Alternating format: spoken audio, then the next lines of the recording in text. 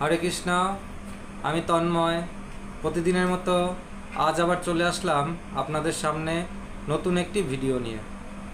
যদি আমার পাঠ আপনাদের মনে একটুও জায়গা করে নিতে পারে তাহলে চ্যানেলটি সাবস্ক্রাইব করে দিয়ে পাশের বেল আইকনটি প্রেস করে দিন, আর ভিডিওটি বেশি বেশি শেয়ার করার মাধ্যমে অপরকে শুনতে উদ্বুদ্ধ করুন।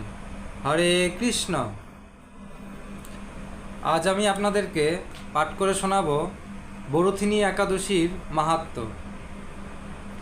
বৈশাখ মাসের কৃষ্ণপক্ষিয়া বরুথিনী একাদশী ব্রত মাহাত্ম্য ভবিষ্যত্তর পুরাণে যুধিষ্ঠির শ্রীকৃষ্ণ সংবাদে বর্ণনা করা হয়েছে।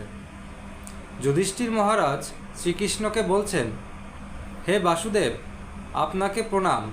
বৈশাখ মাসের কৃষ্ণপক্ষের একাদশী কী নামে প্রসিদ্ধ এবং তার মহিমাই বা কী তা কৃপা করে আমাকে বলুন।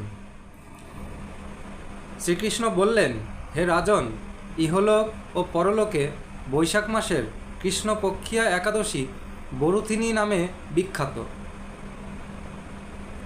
এই ব্রত পালনে সর্বদা সুখ লাভ হয় এবং পাপক্ষয় ও সৌভাগ্য প্রাপ্তি ঘটে। দুর্ভাগা স্ত্রীলোক এই ব্রত পালনে সর্বসৌভাগ্য লাভ করে। ভক্তি ও মুক্তি প্রদানকারী এই ব্রত সর্বপাপ হরণ এবং গর্ভবাস যন্ত্রণা বিনাশ করে। এই ব্রত প্রভাবে মান্ধাতা, ধুন্ধুমার আদি রাজারা দিব্যধাম লাভ করেছেন। এমনকি মহাদেব শিবও এই ব্রত পালন করেছিলেন। 10,000 বৎসর তপস্যার ফল কেবলমাত্র এক বরুথিনী ব্রত পালনে লাভ হয়। যে শ্রদ্ধাবান ব্যক্তি এই ব্রত পালন করেন তিনি ইহলোক ও পরলোকে সমস্ত প্রকার বাঞ্ছিত ফল লাভ করে থাকেন। হে নৃপশ্রেষ্ঠ, অশ্বদান অপেক্ষা গজদান শ্রেষ্ঠ। গজদান থেকে ভূমিদান শ্রেষ্ঠ, তা থেকে তিলদান, তিলদান থেকে স্বর্ণদান এবং তা অপেক্ষাও অন্নদান শ্রেষ্ঠ। অন্নদানের মতো শ্রেষ্ঠ দান আর নেই। পিতৃলোক, দেবলোক ও মানুষেরা অন্নদানেই পরিতৃপ্ত হন। পণ্ডিতেরা কন্যাদানকে অন্নদানের সমান বলে থাকেন। স্বয়ং ভগবান গোদানকে অন্নদানের সমান বলেছেন। আবার এই সমস্ত প্রকার দান থেকেও বিদ্যাদান শ্রেষ্ঠ, কিন্তু এই বরুথিনী ব্রত পালনে সেই বিদ্যাদানের সমান ফল লাভ হয়ে থাকে। পাপমতি যেসব মানুষ কন্যার উপার্জিত অর্থে জীবন ধারণ করে, পুণ্যক্ষয়ে তাদের নরক যাতনা ভোগ করতে হয়। তাই কখনো কন্যার উপার্জিত অর্থ গ্রহণ করা উচিত নয়। যে ব্যক্তি বিভিন্ন স্বর্ণালঙ্কার সহ কন্যাদান করেন তার পুণ্যের হিসাব স্বয়ং চিত্রগুপ্ত করতে অসমর্থ হন। কিন্তু বরুথিনী ব্রত পালনকারী কন্যাদান থেকেও বেশি ফল লাভ করে।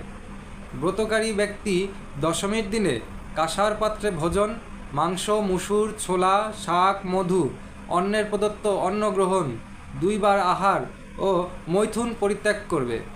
দ্যুতক্রীড়া, নেশাজাতীয় দ্রব্য, দিবানিদ্রা, পরনিন্দা, পরচর্চা, প্রতারণা, চুরি, হিংসা, মৈথুন, ক্রোধ ও মিথ্যা বাক্য একাদশীর দিনে বর্জনীয়। কাঁসার পাত্রে ভোজন, মাংস, মসুর, মধু, তেল, মিথ্যা ভাষণ, ব্যায়াম, 2 বার আহার এইসব দ্বাদশীর দিনেও পরিত্যাজ্য। হে রাজন, এই বিধি অনুসারে বরুথিনী ব্রত পালনে সকল প্রকার পাপের বিনাশ এবং অক্ষয় গতি লাভ হয়। যিনি হরিবাসরে রাত্রি জাগরণ করে ভগবান জনার্দনের পূজা করেন তিনি সর্বপাপ মুক্ত হয়ে পরম গতি লাভ করেন। তাই সূর্যপুত্র যমরাজের যাতনা থেকে পরিত্রাণের জন্য পরম যত্নে এই একাদশী ব্রত পালন করা অবশ্য কর্তব্য।